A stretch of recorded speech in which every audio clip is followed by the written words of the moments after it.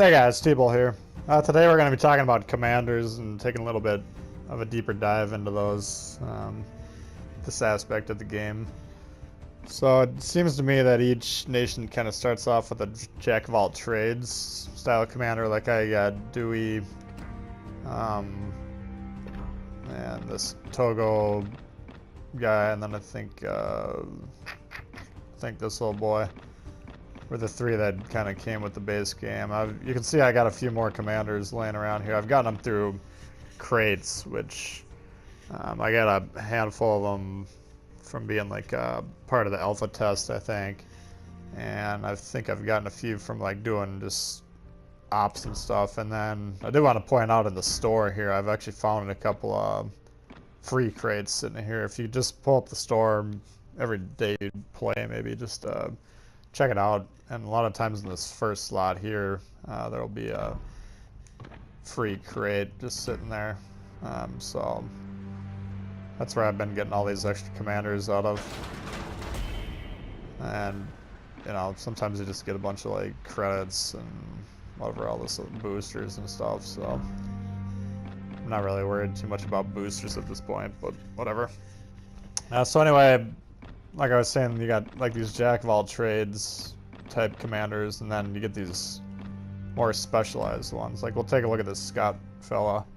So you can see under his base trait that's highlighted right here in the center, increase main battery precision of your cruiser. So since it's specific to cruiser, that's kind of giving you the clue that he's designed to be used in cruisers. I don't even think, I'm not 100% sure about this, but I don't think these skills that reference cruisers specifically even affect the other ships. I might be wrong about that, but that's the way I'm reading it.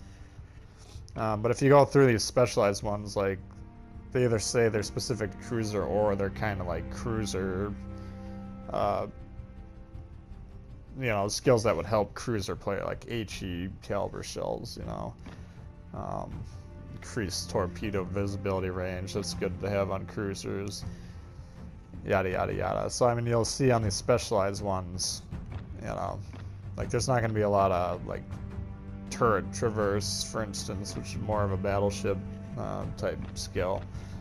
So keep an eye out for these specialized guy, like this Halsley guy. He's you know, again, it says like destroyer here, so this is kind of a destroyer centric guy, and you know, keep that out, keep an eye out for that. If you have a kind of a Jackofalltrades guy, I do want to point out that you can kind of change all this stuff without penalty. You don't have to spend any gold or anything. So if you want to, like, let's say you're planning on playing your destroyers for a while, you can kind of set it up. All right, I'm going to put the torpedo there, concealment rating, yada yada yada, and then you just go through and kind of set up for destroyer, and then you get in the mood for battleships later. I'm just, you know, take the 10 seconds, go through and switch it to like stuff that's going to help your battleship. And you know, like you don't even have torpedoes on a battleship, so why would you keep that seal going there, you know?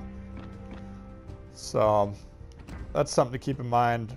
For ranks, for your first 6 slots here, you're just going to be using those blue stars. It's called commander experience. That you just get through playing the game and unlocking naturally as ops. Now you can see once you get to your rank 7 here, it says we need 22k commander experience. Alright, we got that. And then promotion orders, those 5 little circles with the dot. Well, I got 17 of those. Those you want to be careful with before you start spending them willy-nilly. They're a lot harder to get. I think I've been seeing them in like the week-long ops. You end up getting some there. I don't know. I'm just saying it's a lot easier to get the commander experience than it is to get this. So you want to kind of plan it out, because you got to spread that through all your commanders. And then when you get even further down here, like tier or rank, what is it?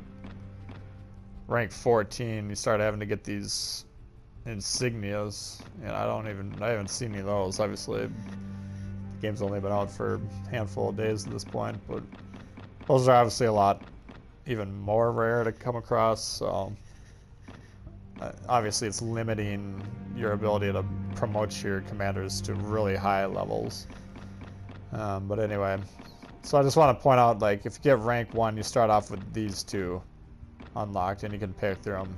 Then if you unlock rank 2, I think it's like 1,000 commander experience. Then you unlock this second tier. 3, 4. Rank 5 doesn't do anything on this column right here.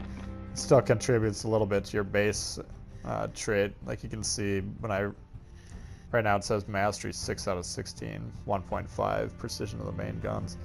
When I increase it to 7, 1.75. So going to rank 5, you still get a little bit of a boost to the base trait. But then once you get back to rank 6, now you can see this little circle next to this tier is 2/3, mastery 2/3. And then like this one, when we go to 7, right now it's mastery 1/3, upgrade on rank 7. So you start going to enhance this. Rank 7, rank 8, rank 10 it looks like. So on and so forth. So we'll go ahead and unlock this here so we can take a look at that. So now you can see this is a mastery level 2, so it's gonna give a bigger boost over here. And now once you get into rank 7, you also unlock this thing called inspirations. You get one there, and then this one's at rank 11. And so this allows you to go through your other commanders, and you get to use their base skill or whatever it's called. It applies to this particular commander. So this is a cruiser commander. We'll go through and kind of look for something that would be good for him. Torpedo visibility range, that's pretty good. We'll keep that in mind. Consumables reload time, that's not bad either. Maybe not. That's not a bad one for cruisers. That one's more of a destroyer-centric one, I'd say. Repair party is probably more of a... so a lot of these would be alright. Not that it really matters for our purposes, but we'll throw it on this guy right here. So now you can see on the right hand side, he's got a mastery 8 out of 16. That's because this commander that we're being inspired by, this Togo chief from Japan, his level's 8. So the higher he gets ranked up, then him being an inspiration to this Norman Scott fellow, that helps him out too. So the higher you boost all your commanders, it kind of cross-pollinates, I guess, if you want to say that. But yeah, that's pretty much a rundown. I mean, again, the main takeaways are be careful of these promotional orders, and especially the insignias when you come across them, because those are fairly limited resources. You don't want to go spending them willy-nilly. But also just keep in mind, like, if you have like a Jackofalltrades type fellow here, don't be afraid to switch these perks around. There's no penalty to doing so.